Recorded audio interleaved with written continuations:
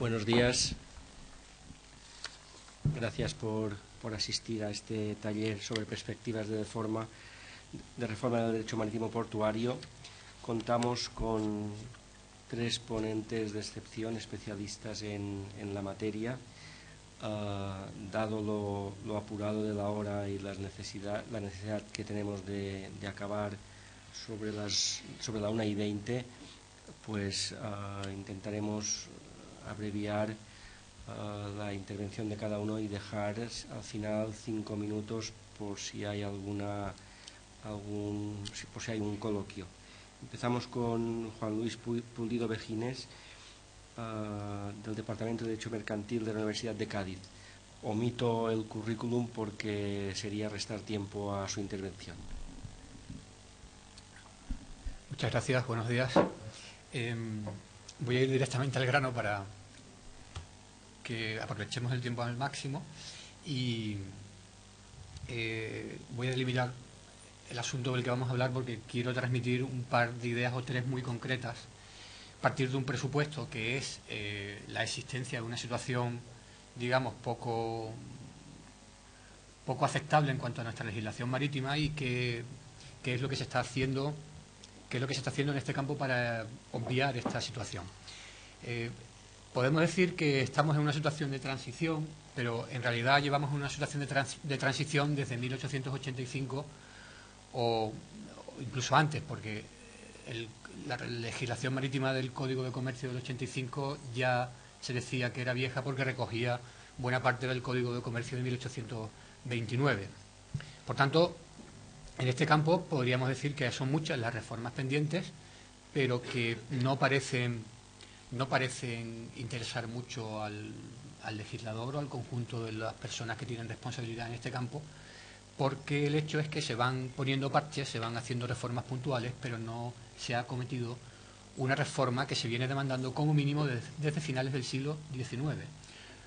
Con lo cual la situación es que cada vez que se pone un parche la situación empeora, y en este campo se produce una situación que es completamente mejorable, sobre todo, entre otros motivos, y estando en el foro en el que aquí estamos, porque buena parte de la litigiosidad marítima se va a Londres y a otras plazas de arbitraje internacional, porque las partes de un pleito marítimo saben que si este pleito acaba en un tribunal español, su solución es, además de imprevisible, lo cual es predicable de otras ramas del derecho, sobre todo se va a encontrar con un tribunal poco especializado y con una lentitud verdaderamente intolerable para el tiempo propio de la actividad de un naviero.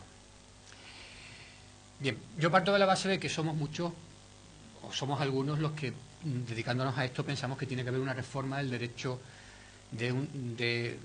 una reforma del derecho marítimo, sobre todo porque, primero, es muy antiguo, es de una antigüedad intolerable, y sobre todo también porque hay mucho movimiento en el campo internacional en esta materia, hay muchos convenios internacionales que convendría adaptar a nuestro derecho interno en bloque, como ocurre en muchos países, para así evitar ese problema de aplicación del derecho, de determinación del derecho aplicable.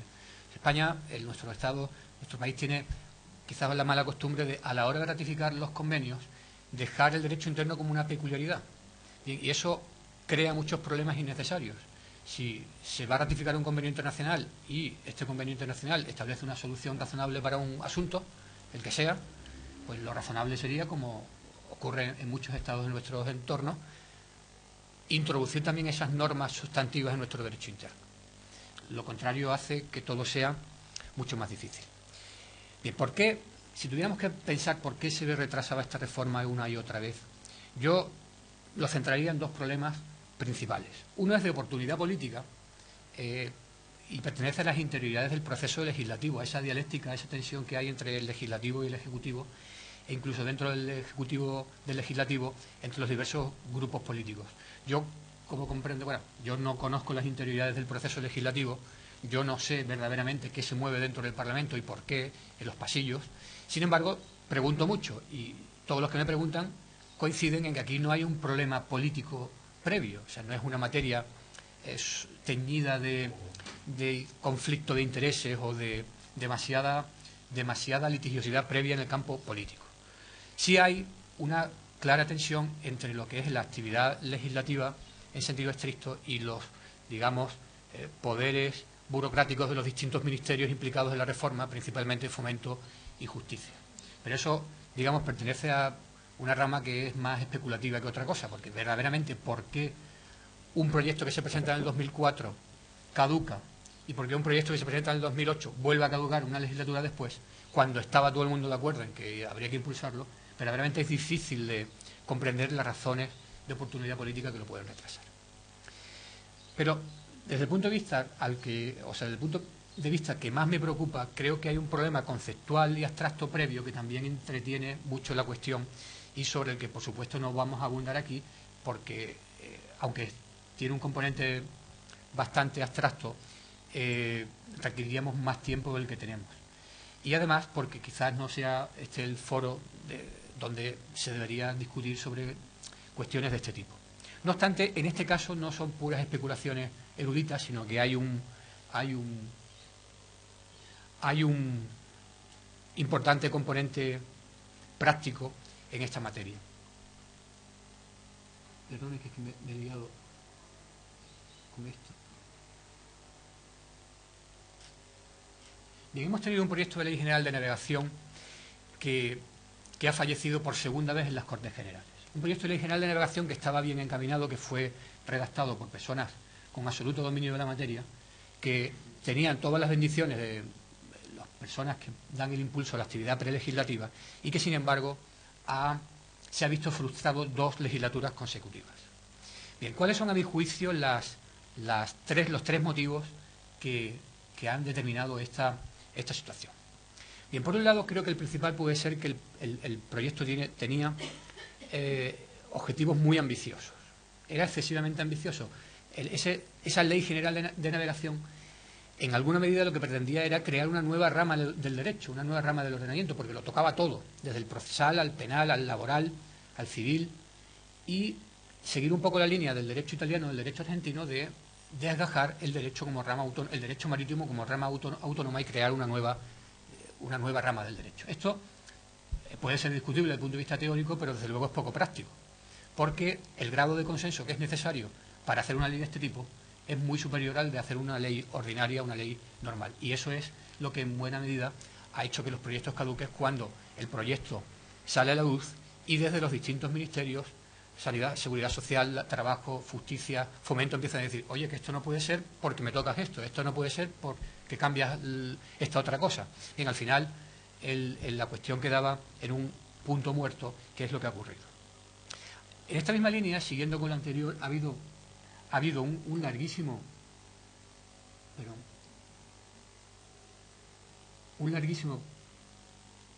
periodo de gestación que ha complicado más la materia, porque durante estos 8 años se han producido modificaciones importantes en el terreno internacional.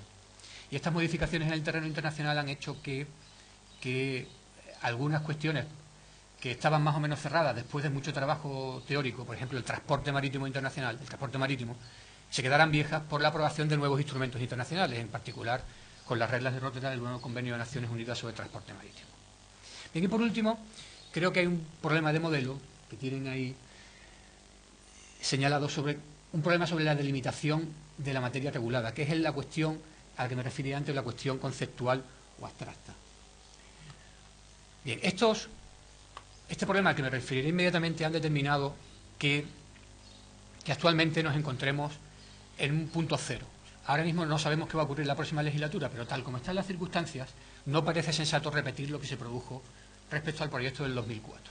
Ahora mismo, retomar el proyecto del 2008 como está, convertiría esto en un asunto inagotable. Creo que es preciso hacer cambios sustantivos muy importantes y, por tanto, cambiar desde el principio y pensar muy claramente qué es lo que se quiere hacer con esto. Porque entiendo que dentro de los problemas conceptuales a los que me he ido refiriendo antes, es muy importante que se distinga desde el principio lo que sería un bloque normativo común, que podría ir dentro de una ley general de navegación, que tuviera como eje la navegación en sí misma considerada y que regulase el buque el naviero, el personal auxiliar y la actividad externa del naviero, el embargo preventivo de buques, la nacionalidad del buque, los privilegios marítimos, que en principio no presentan demasiados problemas porque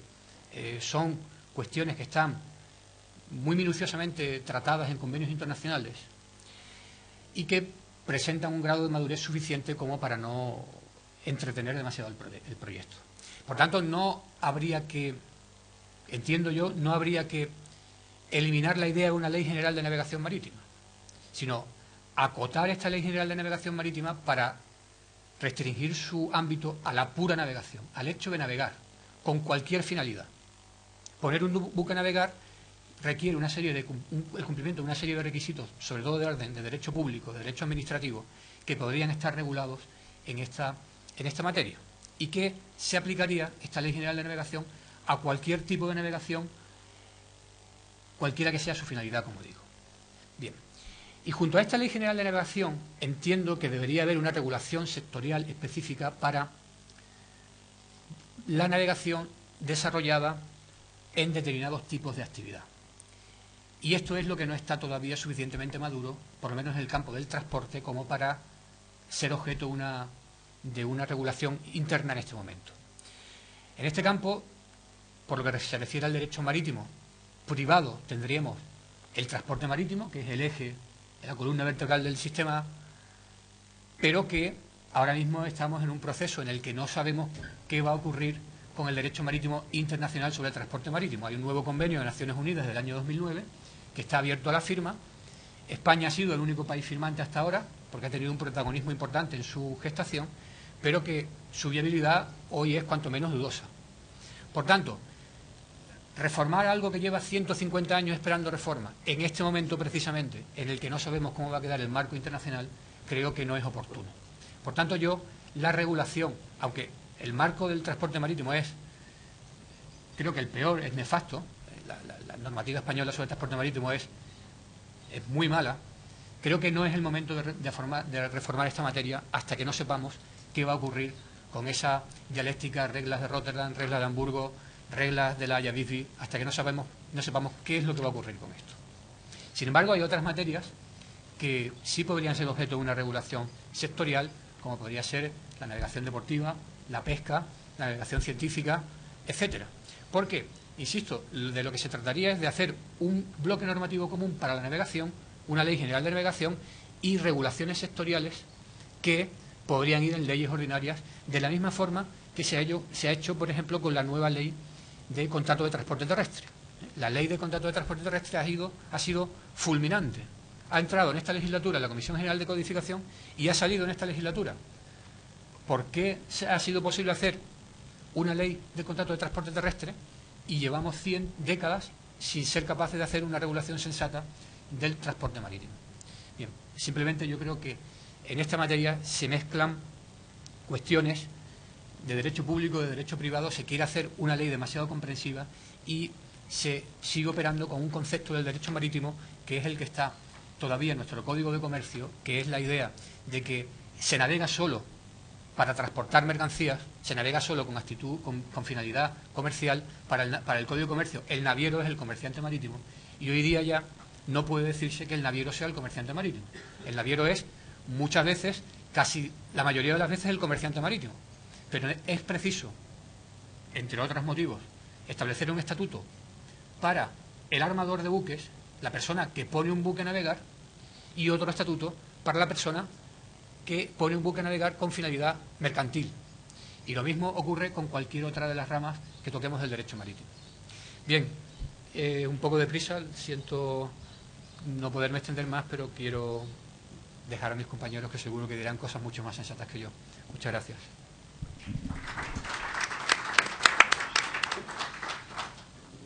Muchas gracias. A continuación intervendrá Sebastián Díaz Ribes, profesor del Departamento de Máster en Administración Pública, Medio Ambiente y Urbanismo y abogado en ejercicio. Muchas gracias, Joan. En principio, muchas gracias a la organización. Muchas gracias a la organización, a José Manuel, que está aquí con nosotros, y a todos los asistentes a la mesa, que además han tenido que esperar bastante tiempo hasta poder poder tener sitio en esta sala. En primer lugar, en el contenido de la ponencia hemos hecho constar varias cosas, que una de ellas es una constante que tengo yo a lo largo de mi vida, y es que cuando hay un acto importante me suelen cambiar las normas sobre las que tengo que hablar.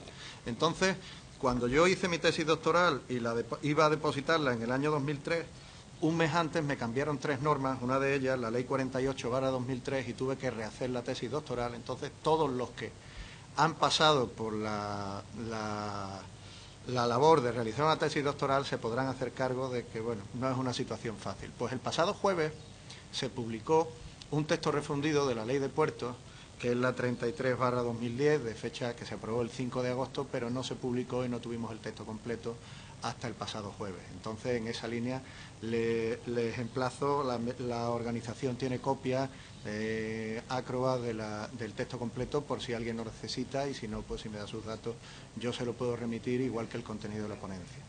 En primer lugar, vamos a acotar la ponencia en el sentido siguiente. Voy a remitir solamente, o voy a hacer solamente una referencia a los puertos de interés general, porque en los puertos de otra naturaleza, pues la profesora que me va a seguir en el uso de la palabra, la profesora Zambonino, pues bueno, tiene una perspectiva mucho más amplia que el que les habla, y voy a dejársela a ella en exclusiva. En primer lugar, me gustaría que tuviéramos la oportunidad de la ponencia que se va a desarrollar y en la organización del Congreso, debido a que somos una provincia marítima. Cádiz, en 1812, no se habría a lo mejor promulgado la Constitución sin haber sido puerto de América, y en la actualidad pues no sería la ciudad que tenemos. En el mismo sentido, tenemos una vocación marítima y de frontera.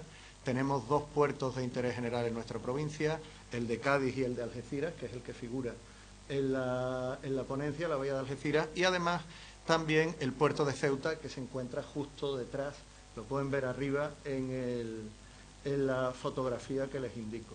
Enfrente, como ustedes verán, me voy a levantar si no les importa, está el puerto de Gibraltar, y la alusión que ha hecho el profesor Pulido de la situación o no situación de litigios en el ámbito español. Fíjense ustedes que dentro de la misma bahía, que forma teóricamente zona de servicio de la autoridad portuaria, la bahía de Algeciras, el que suscribe en más de una ocasión ha tenido que mandar un informe a sus clientes a Londres recomendándoles un tribunal arbitral ante los problemas de jurisdicción, porque cuando le pedimos al Ministerio de Asuntos Exteriores que nos delimite dónde está la situación de frontera entre la bahía y Gibraltar, nos dice que toda la bahía es española.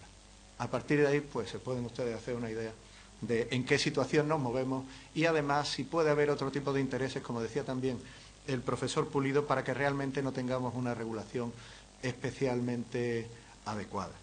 En primer lugar, tenemos que ver que, como les he dicho, nos encontramos con una norma, la que se publicó el jueves y se aprobó en agosto, que tiene una vocación de continuidad, primero, a la vista de las circunstancias en las que nos encontramos. Segundo, por una necesidad de los operadores jurídicos, que cuando teníamos que utilizar esta normativa nos veíamos abocados a utilizar la Ley de Puertos del 92, la reforma del 97, la Ley 48/2003 en materia de régimen o de prestación de servicios económicas, y que por fin, pues además el jefe de Servicios Jurídicos del Puerto del Estado, que es Jaime Odena, fue jefe de explotación de la Autoridad Portuaria de la Bahía de Algeciras, pues realmente hay que agradecerle que es de las pocas ocasiones en las que, aunque se le encomendó en la última reforma a hacer un texto refundido, lo ha cumplido casi en plazo. Casi en plazo es que se ha retrasado un poco, pero realmente se ha hecho porque era especialmente necesario. Fíjense ustedes los datos y el íter de publicación de la ley, que además tiene una cosa fundamental a la vista de la situación política en la que nos encontramos, y es que se ha aprobado la ley por un consenso claro, entre los 2 partidos. Tanto el Partido Popular como el Partido Socialista han aprobado la ley de manera consensuada, y parece que tiene vocación de continuidad frente a las situaciones que se planteaban con antelación cuando se hizo la reforma del 92, después se cambió con un cambio de criterio sobre la normativa portuaria en el 97, después otra vez en el 2003, y parece que esta vez no vamos a estar sometidos a esos vaivenes que, lógicamente, pues tienen una gran incidencia respecto a los operadores jurídicos, que no son solamente operadores nacionales, hay que insistir lo que ha indicado el profesor Pulido, sino también operadores internacionales. El día de ayer salió en prensa, al menos para los que seguimos este tipo de materias, que la compañía naviera Maersk AP Moller cambiaba la ruta de Tánger por hacer escala a los buques en Algeciras y en Málaga, debido a situaciones de problemática laboral. Si ven ustedes, Tánger está arriba y realmente pues hay una gran facilidad para que unos señores desde Dinamarca o desde cualquier parte del mundo puedan ir cambiando las operaciones. ¿Qué quiere esto decir? Que una de las situaciones en las que nos vamos a encontrar con la ley de puertos es que debemos ir teniendo una vocación de competencia. El puerto no es solamente el puerto, sino, como ahora veremos, me disculpan, pero tengo que ir acomodando el tiempo de mi intervención a las transparencias y a lo mejor no las voy coordinando. El puerto tiene una vocación de comunidad portuaria. La comunidad portuaria no es solamente el servicio de puerto, los muelles que ven ustedes y la lámina de agua. Son todos aquellos servicios aparejados para que se pueda desarrollar una actividad portuaria. Por ejemplo, fíjense ustedes que el puerto de Gibraltar, que ya se lo he señalado antes, es el primer puerto que efectúa suministro de combustible a buques o un negocio que se denomina bunkering. ¿Por qué se suministra allí y no se suministra ni en Ceuta ni en la parte española de la bahía de Algeciras?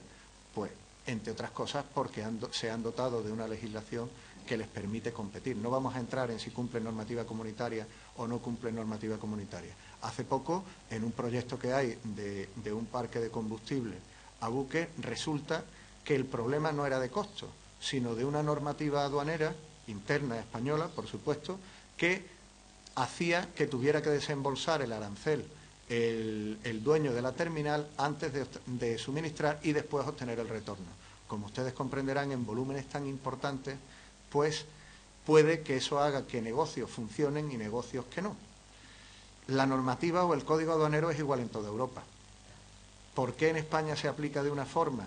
Tampoco puede darle respuesta a este ponente, pero simplemente quiere que sepan que realmente la normativa portuaria, igual que la normativa de marina mercante, muchas veces no va a resolver los problemas para los que está dirigido, que son problemas de competir dentro de un mercado global o dentro de un mercado mundial, que después del desarrollo de las tecnologías, que es por uno de los motivos por los que se realiza el texto refundido, pues nos vamos a encontrar que cada vez hay menos operadores, menos navieros, y esos navieros pues van a elegir cada vez menos puertos de escala porque los buques son más grandes, cada vez tienen más contenedores y existen una serie de condicionantes y de requerimientos de seguridad en los distintos países, no solamente en los países receptores de carga, emisores de carga o de escala, sino también en los receptores de carga. Por ejemplo, el puerto nuestro de Algeciras y algún otro puerto español está aceptado como puerto, por así decir, puerto franco de los Estados Unidos de América, y hay oficiales de la aduana americana que realizan las revisiones de la carga en España, y esa carga que se revisa en España tiene franco acceso a Estados Unidos. ¿Por qué? Pues porque después del 11 de septiembre fundamentalmente se ha decidido anticipar los controles aduaneros en origen en vez de en destino. Es otro de los elementos característicos. Bueno, comentar un poquito las características del nuevo texto refundido. Como ven, son 320 artículos, 33 disposiciones adicionales, 8 transitorias y 3 disposiciones finales, que el que suscribe no le ha dado tiempo a leer más que algunos artículos puntuales, porque desde el jueves pues físicamente no he tenido tiempo. Y la verdad es que el lunes tuvimos una asistencia en el puerto de Valencia y me llevé una grata sorpresa, porque el inspector de seguridad que nos tenía que atender y tomar declaración a los tripulantes y al capitán iba también por la primera página, con lo cual, pues bueno, les puedo decir que no es una situación pues común ahora mismo a todos. Fundamentalmente, como les he dicho, Se trata de unificar para los operadores jurídicos la normativa portuaria, sigue manteniendo la dualidad o la diferencia, como no podía ser de otra forma, al ser solo un texto refundido, de la organización de autoridades portuarias y capitanías marítimas. Para que nos hagamos una idea, las autoridades portuarias son, como dicen los ingleses, el landlord, son los titulares del suelo portuario y de la lámina de agua y los que ordenan las actividades y establecen las condiciones y tanto económicas como de seguridad para el desarrollo de esa actividad portuaria y de los servicios auxiliares. Mientras que las capitanías marítimas son también organismos periféricos, Administración Central del Estado, que ordenan el tráfico de buques en todos aquellos aspectos fundamentalmente relacionados con la seguridad de los buques y las normas de utilización, seguridad, etcétera. Hay competencias concurrentes o competencias comunes que, debido al tiempo de la ponencia, pues tampoco vamos a poder abordar. Pero simplemente indicarles que muchas veces nos encontramos los abogados españoles con una problemática importante para diferenciarle a los armadores europeos la diferencia entre unos señores que ordenan lo que es la actividad económica del puerto, que Port Authority, y otros que son los que ordenan si un buque puede operar, no puede operar, se paraliza, no se paraliza, etcétera. Entonces, pues también que lo tengan en cuenta. Otro de los motivos ha sido las autopistas del mar, la red y los cambios tecnológicos dentro del uso del transporte marítimo, que bueno, no voy a insistir más porque el profesor Pulido lo ha hecho en mucha mejor medida que lo podría hacer yo. En este sentido, insistirles en lo que sería el concepto de cultura portuaria. Actualmente todos los servicios portuarios y todos los servicios de transporte van a generar la competitividad del puerto. Ya se los he indicado con antelación y personalmente quien suscribe se ha sorprendido tremendamente del eco que ha tenido en prensa y en todos los medios de comunicación la situación de la introducción del corredor mediterráneo, del corredor central, en muchos medios de comunicación ajenos, por así decirlo, al negocio, o que no sean de medios de transporte especializados, porque parece que España, que tiene uno de los litorales más grandes de Europa, la población y sobre todo sus dirigentes empiezan a mirar otra vez hacia el mar, que hemos estado mirando a espaldas del mar desde hace mucho tiempo. En principio, dentro de la normativa, fíjense que tenemos que avanzar en la liberalización de servicios. Nos encontramos con que se había tratado de aplicar un modelo completamente liberalizador en la ley del 92, no se ha llegado a culminar ni a desarrollar. ¿Por qué? Pues porque hay una serie de cosas que, dependiendo del modelo, si somos administración pública, no podemos gestionar, o hay una serie de límites que no se pueden pasar como actuación privada. Por eso se tuvo que dar marcha atrás en las tasas, en las tarifas, se tuvo que reformar, incluso el Tribunal Constitucional se pronunció y ha habido autoridades portuarias que se han encontrado en situaciones de, por así decirlo, estrechez económica debido a esa situación, y debemos también insistir en que se tiene que realizar una mayor transparencia respecto al mercado. Esa liberalización de servicios supone, como dice la normativa que les estoy comentando, el establecimiento de un observatorio de competencia en materia de servicios portuarios, la eliminación del sistema concesional, mediante la cual el acceso de los operadores a los servicios se realizaba mediante concesión y en muchas ocasiones en régimen de exclusividad, por unas situaciones o unas concepciones más anglosajonas de la prestación del servicio, como es la licencia de autorización. Se van otorgando licencias, hay puertos como por ejemplo el puerto de Ceuta ahora mismo está preparando los pliegos de la licencia de remolcadores. ¿Y por qué? Pues porque lo que se plantea es que se establezcan unos requisitos mínimos y a partir de ahí se desarrollen todos los operadores y que el puerto simplemente sea un administrador o un creador de negocio. A partir de ahí, indicarles que en el resto de la situación todo sigue igual, las autoridades portuarias tienen autonomía de gestión, siguen dependiendo de puertos del Estado, pero el nombramiento del presidente y parte de los miembros del Consejo de Administración seguirá siendo de las comunidades autónomas en cuya demarcación territorial se encuentren ubicados esos puertos de interés general. Las tasas portuarias pues van a seguir teniendo la categoría de ingreso público, me quedan 3 minutos, por eso voy avanzando cada vez más rápido, de ingresos públicos. ¿Y eso qué quiere decir? Pues les voy a poner un ejemplo concreto. En un puerto del sur tenemos un buque que unos navieros nigerianos quieren llevarse, le está provocando problemas de seguridad al puerto y el puerto no puede eximir del pago de las tasas porque tienen naturaleza de tributo y entonces cometerían una irregularidad. Yo envidio terriblemente, y me van a perdonar, la legislación anglosajona en la que en un plazo de 3 meses el buque es subastado, vendido y los gastos se cobran o si no se eliminan, pero el problema se solventa. Por la cercanía siempre tengo que mirar al otro lado de la bahía y me encuentro ese tipo de situaciones con una cierta envidia, porque, bueno, en algún momento espero, como ha dicho el profesor Pulido, que podamos asumir la normativa internacional y tener una legislación también uniforme en esos aspectos. Nada más, muchas gracias y le doy paso a la intervención a la profesora Zambonino. Gracias.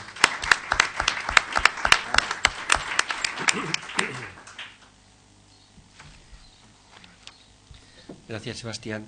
A continuación intervendrá la profesora María Zambonino Pulido, profesora titular.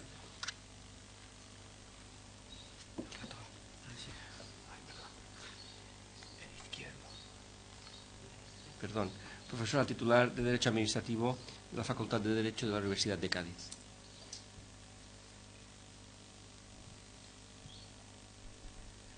Gracias, Joan. Buenos días a todos. Y mis primeras palabras, necesariamente, medio segundo, para agradecer a la organización y felicitarla por lo que ya es un éxito constatado del Congreso, y este agradecimiento, además, quisiera hacerlo extensivo, muy en especial al decano del Colegio de Cádiz.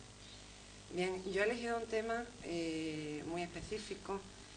Quería hablarles de los problemas que se plantean en relación al régimen de los puertos deportivos, que no son problemas nuevos en absoluto, son cuestiones recurrentes que se han ido produciendo, reiterando a lo largo del tiempo y que no están en absoluto resueltas. Había seleccionado una serie de cuestiones, las que parecen preocupar más al usuario, al concesionario, al gestor de puertos deportivos. De esas que había seleccionado, necesariamente tengo que reducir por cuestiones de tiempo y me quedaré en las que, desde mi punto de vista, necesitan de cierta reflexión, porque en mi opinión, la normativa reguladora de estas instalaciones no resuelve adecuadamente. Estas instalaciones, que cuentan con un régimen relativamente reciente, es un régimen que data de 1969, una ley de puertos deportivos que fue ya después derogada, que fue desarrollada a su vez por un reglamento de puertos deportivos de 1980, que no ha sido derogado, salvo algunos preceptos muy concretos, por lo que puede continuar en vigor, continúa en vigor y puede ser utilizado como derecho supletorio de las comunidades autónomas, porque son las comunidades autónomas las que ostentan la competencia en relación a los puertos deportivos.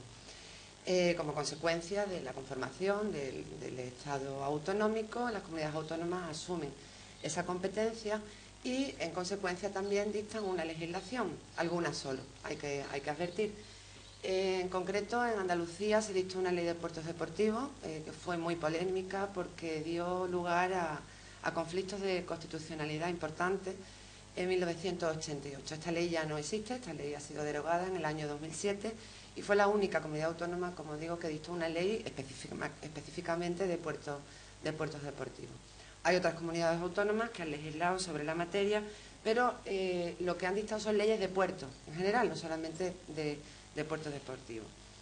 En este proceso, en esta evolución del régimen jurídico de los puertos deportivos, ha tenido una labor fundamental, como tendré ocasión de advertir, la jurisprudencia, porque este régimen se ha construido a golpe de jurisprudencia, como digo, a golpe de conflictos, de solución de conflictos que se han ido incorporando al ordenamiento jurídico en gran parte, en gran medida, no siempre. Y ahí probablemente este sea uno de los problemas.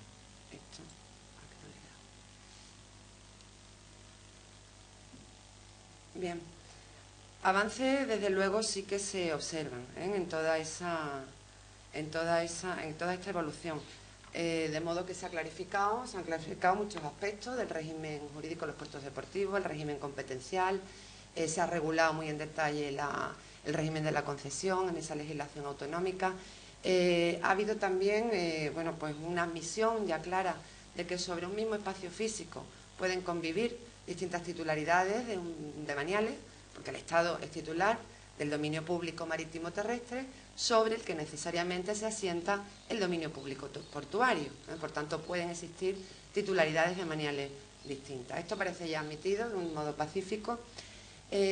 Los problemas vienen fundamentalmente por dos circunstancias que van a determinar de una manera muy intensa el régimen jurídico de los puertos deportivos. Y es que, de un lado, precisamente por formar parte del dominio público marítimo terrestre, el régimen que puedan establecer las comunidades autónomas va a estar muy limitado por la legislación de costa, por la legislación estatal de costa. De otro lado, hay que advertir que cuando hablo de puertos deportivos estoy haciendo referencia en realidad a un tipo muy amplio y muy diverso de instalaciones, que para el derecho no son lo mismo y que además gozan de regímenes jurídicos distintos. A ver, que voy con la diapositiva por un lado, el ordenador por otro.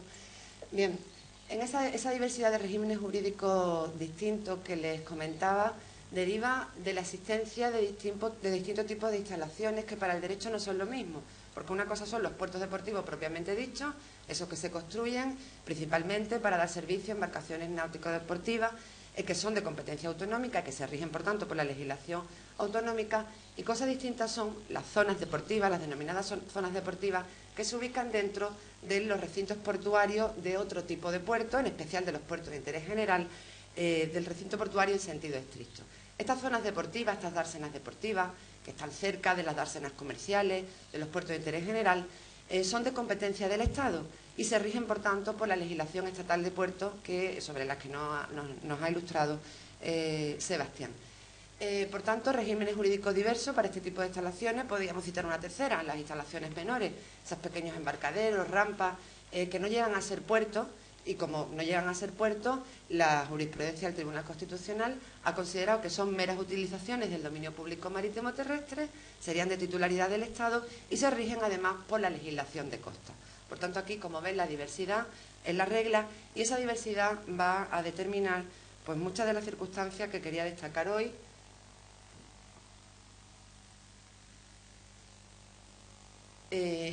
Y que además son circunstancias que vienen también, o cuya conflictividad viene intensificada por el hecho de que el puerto deportivo necesariamente ocupa dominio público marítimo terrestre. En este sentido, insisto, deben tenerse presentes muchas de las determinaciones de la ley de costa, pero es que además el Estado tiene que poner a disposición de las comunidades autónomas el dominio público marítimo terrestre que éstas necesitan para poder desarrollar su competencia, para construir puertos, para ampliarlos, para modificarlos. Esta puesta a disposición por parte del Estado de esa zona de dominio público se articula mediante la adscripción. La adscripción es una técnica muy bien regulada en la ley de costa que se articula mediante un informe vinculante que da la Administración del Estado en el procedimiento de aprobación de un proyecto de puerto deportivo autonómico. De modo que en el mismo procedimiento administrativo convergen las dos voluntades. La comunidad autónoma decide, pero en ese procedimiento hay un informe vinculante de la Administración del Estado que se va a pronunciar sobre la viabilidad de ocupación del dominio público marítimo terrestre. Y entre esas cuestiones que preocupan, que además salen en prensa, en revistas especializadas, de modo continuo, hay una que es la de los plazos concesionales, que en su día, cuando se promulga la ley de costas en 1988, generó un intenso debate, porque hasta entonces los puertos deportivos, como regla general, podían ser concedidos durante un plazo de 99 años, sino a perpetuidad. La ley de costas acorta estos plazos a 30 años y para los puertos estatales, para las zonas deportivas de los puertos estatales, este mismo plazo estuvo en vigor hasta el año 2003, año en el que la legislación de puertos amplió los plazos a 40 años, de modo que tenemos una limitación que establece la ley de costas para los puertos que se construyan, amplíen o modifiquen en dominio público adscrito, los puertos autonómicos, de 30 años, y las zonas deportivas en puertos estatales que pueden ser gestionadas durante un plazo de 40 años. Y aquí la legislación autonómica, alguna legislación autonómica presenta un desajuste con la ley de costas, que a mi modo de ver se tiene que resolver con la prevalencia de esta última, con la prevalencia de la ley de costas, porque alguna legislación autonómica, bien directamente, de manera expresa, que en el caso de Cataluña, bien por la vía de la remisión a la legislación de contrato, a la legislación de puertos estatales, viene a establecer un plazo de 40 años. Plazo de 40 años que, como digo, en mi opinión, pues contradice, ¿no?, lo establecido en la Ley de Costas, que es un límite muy claro. No digo que pueda ser conveniente el que los plazos sean mayores.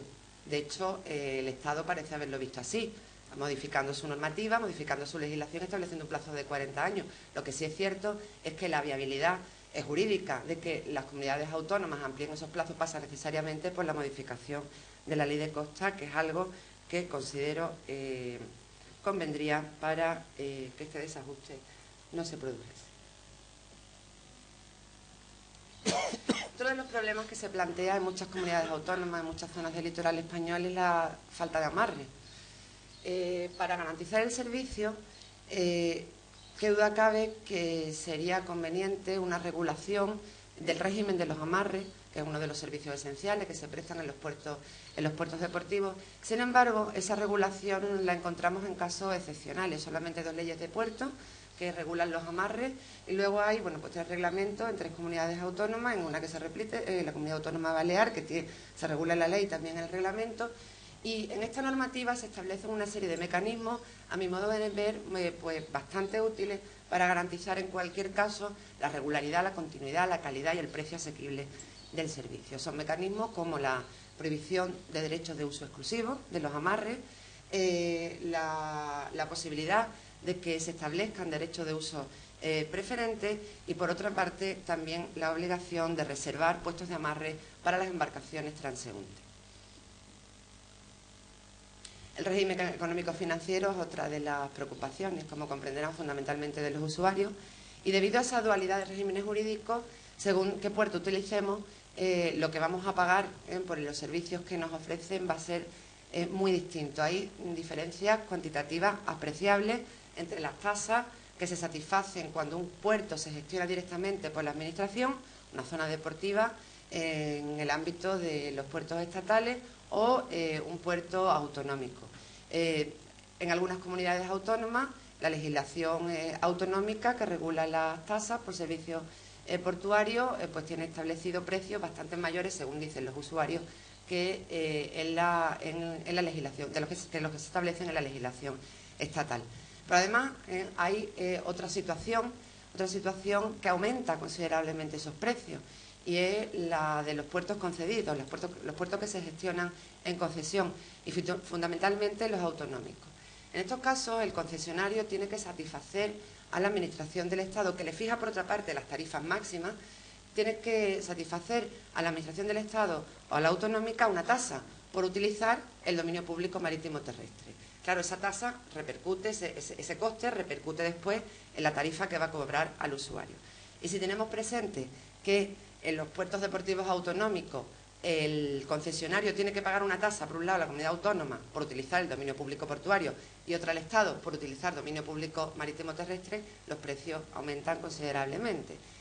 Esta doble imposición del canon de Manial lo es solo para los puertos que se construyen con posterioridad a la Ley de Costas, porque eso sí, la Ley de Costas eximió de la doble imposición a los puertos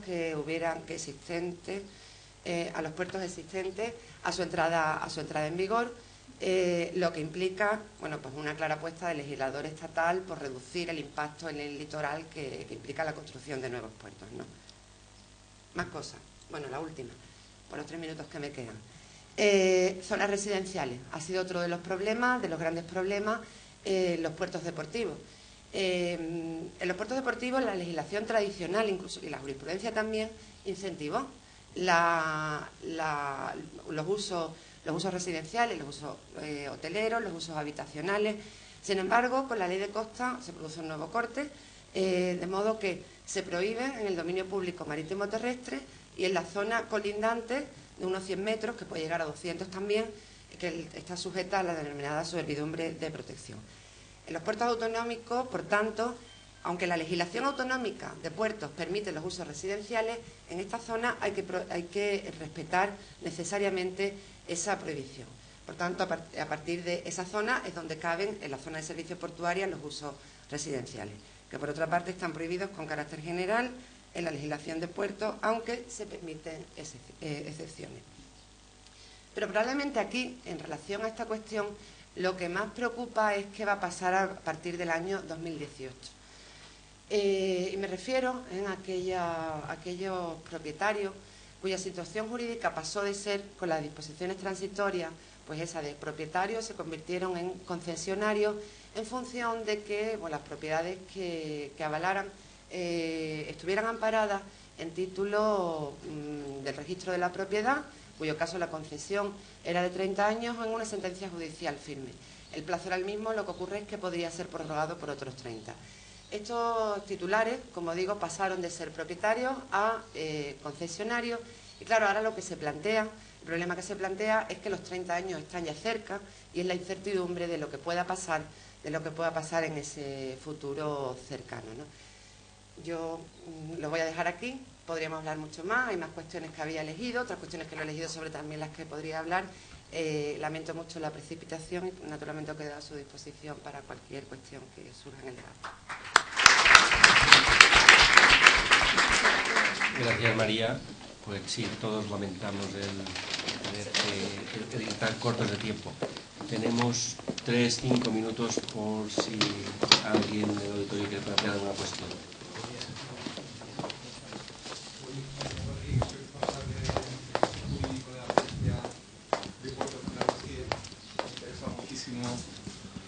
Me ha interesado muchísimo tu ponencia y efectivamente creo que has priorizado muy bien los grandes temas de debate.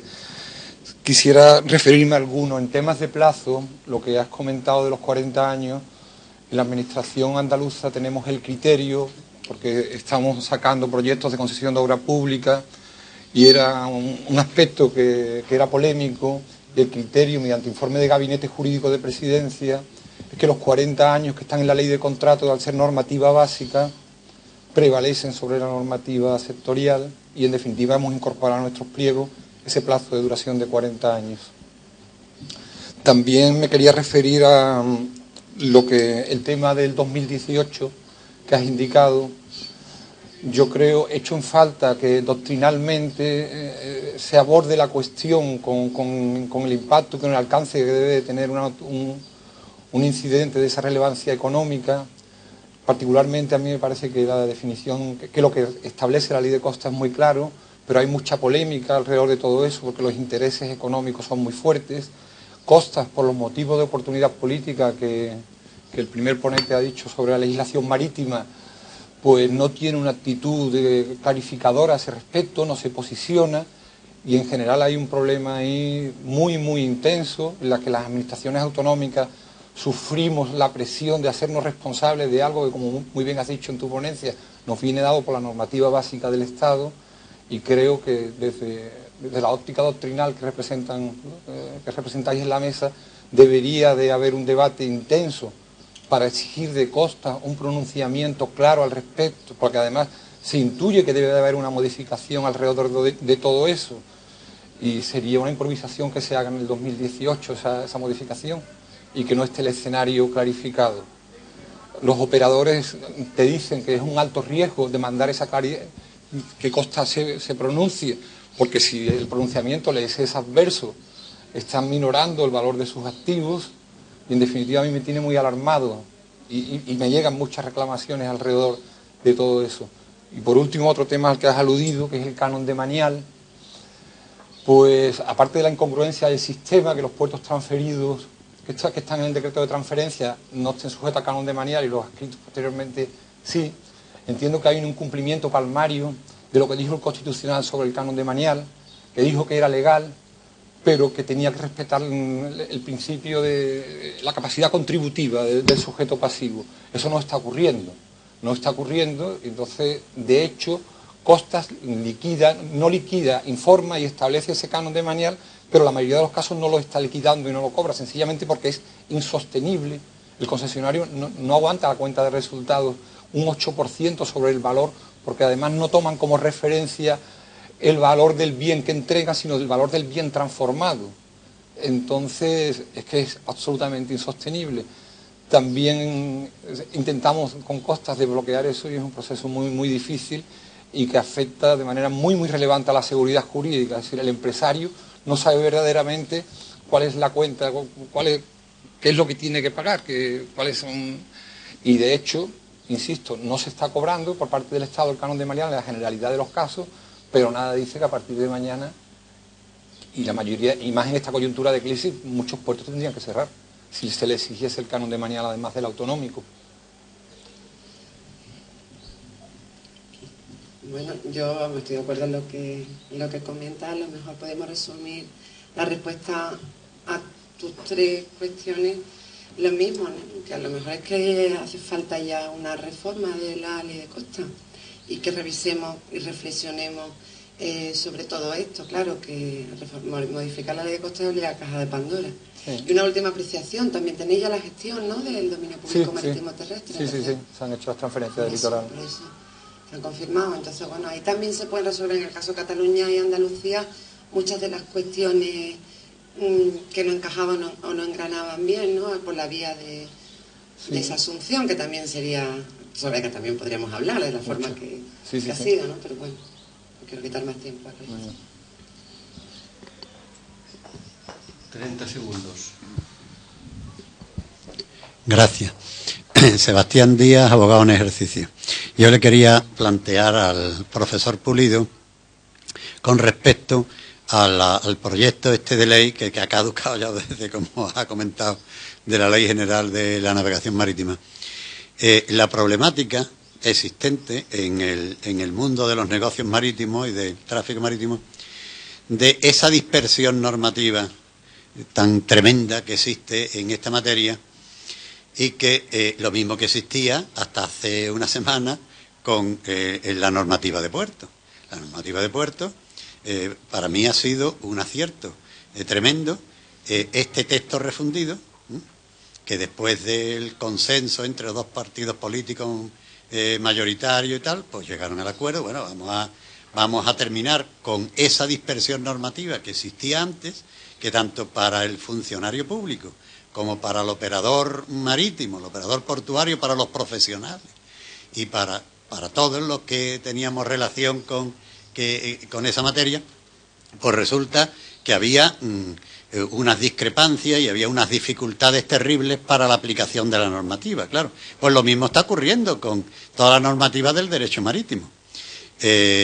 Sabemos que en muchos juzgados de primera instancia de España, pues cuando se plantean temas, por ejemplo, de reclamaciones que pueden ser civiles, propiamente, reclamación de cantidad, a lo mejor como consecuencia de una irregularidad o de una incidencia tal en un transporte marítimo, en contenedores, en cualquier situación de estas. Entonces los juzgados de primera instancia dicen, esto no es de mi competencia, esto no es competencia objetiva del orden y de los juzgados de primera instancia, esto es de los juzgados de lo mercantil. ¿Por qué?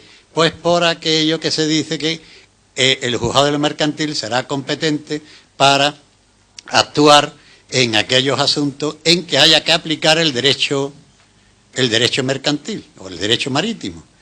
Claro, el derecho marítimo. Bueno, ¿y qué es el derecho marítimo? Claro, algunos jueces, algunos fiscales, cuando informan sobre la competencia, los fiscales, pues depende del fiscal que le toque. Y depende del juez, depende del órgano judicial. Entonces, todo eso influye, lógicamente, en retrasos, claro, y en la efectividad, digamos, de la justicia. Entonces, entiendo que por motivos de seguridad jurídica y por motivos de operatividad jurídica, lo propio sería que de una vez por todas no se unificara, pero se uniformara, por lo menos lo mismo que ha ocurrido con esta normativa de puertos de interés general, pues que se uniformara también la legislación marítima española, tanto de reglas de Amberes, reglas de Londres, reglas de York, convenios internacionales y tanta normativa interna como también existe en el tema, en la materia esta de derecho marítimo, pues si se uniformara la normativa, pues lógicamente pues sería un acierto para todos los que tenemos que tocar en el día a día en esta materia. Yo creo que podría ser una conclusión, si los ponentes de la mesa están conformes, podría ser una conclusión de esta mesa la necesidad de la uniformidad de la normativa de derecho marítimo y en concreto de navegación marítima, y que luego pues se propusiera a la organización de este Congreso Nacional de que fuera una de las conclusiones y una de las propuestas que elevara a quien corresponda pues el Consejo General de la Abogacía Española. Sí, yo estoy totalmente de acuerdo con lo que usted plantea. Muy brevemente, simplemente que ha señalado los problemas conceptuales básicos, y es que no sabemos qué es derecho marítimo. Entonces eso está creando unos problemas de competencia considerables, porque teóricamente la jurisdicción mercantil es competente en materia marítima, pero ninguna ley dice qué es la materia marítima. Y la propia competencia de los juzgados de lo mercantil después está un poco oscurecida por el que habla del transporte marítimo como algo distinto después del derecho marítimo. Por tanto, la situación evidentemente es absolutamente desafortunada. El problema es que lo que se ha hecho con el derecho de puerto no se puede hacer con el marítimo, porque no basta con una refundición. O sea, hay que hacer una reforma de un calado que no estaría en el campo del Ejecutivo. Tendría que ser una reforma legislativa muy de fondo, porque hay preceptos en el Código de Comercio que son imposibles de salvar interpretativamente. Por eso el Código de Comercio dice que el consignatario es el naviero, y dice cosas que hoy día está hablando de buques si fuere de vapor. O sea, ¿cómo se refunde eso? Es que no. O sea, aquí no hace falta una refundición, ni una labor, digamos, de pura sistemática. Aquí hace falta una labor de dinamitación de lo que hay y construirlo de nuevo. Porque todo lo que hay no crea más que problemas. Y a mí, sobre todo, me parece que una conclusión muy pertinente lo que usted dice en este foro, porque es un porcentaje de negocio muy importante el que está perdiendo los despachos españoles por el negocio que se va afuera, por el litigio que se va afuera, principalmente a Londres. Porque es que es imposible litigar en un plazo razonable y con un derecho previsible en España en materia marítima. Por eso las cláusulas de sumisión expresa, las cláusulas de arbitraje en los contratos marítimos son seguras y muchas veces incuestionables, aunque son de muy dudosa legalidad, pero las partes saben que van a ganar tiempo y dinero. Bueno, por lo menos tiempo, porque después arbitrar en Londres no es tan barato como se suele decir. Pero bueno, si computamos la pérdida de tiempo como un activo patrimonial, desde luego se va a ahorrar dinero. Así que, por supuesto, sería, desde mi punto de vista, muy pertinente que un foro como este, el Congreso Nacional de la Abogacía, pidiese al legislador que acometiese esa reforma, que además parece no estar retrasada por motivos políticos, sino que es algo puramente técnico, o sea, es algo de concepto de derecho marítimo, de casar las piezas bien. Porque yo no he oído a nadie que esté en contra de que lo reformemos. O sea, he oído mucha gente hablar de que la ley de costas ni tocarla. Pero, o sea, la ley de costas sería, bueno, la caja de Pandora, ¿no? Sería una guerra nuclear, porque ahí sí que no hay absolutamente posibilidad de llegar a un acuerdo político. Pero en derecho, en la cuestión del fletamento, del transporte, del embargo de buques, si es que no hay ningún problema. O sea, si es que ¿por qué no se hace? Es que es difícil de explicarse uno por qué algo que es puramente técnico no se acomete. Pues quitando las reservas que he presentado siempre a nave, al concepto de naviero, todo lo demás es pacífico. Yo es que tampoco tengo una idea clara de por qué, y desde luego yo apoyaría esa idea de que se presentase como moción. Muchas gracias. Tenemos que acabar aquí. Lamento tener que acabar tan bruscamente este interesantísimo debate, pero ya en teoría toca haber empezado el acto de clausura. Muchas gracias a los ponentes y muchas gracias a todos vosotros.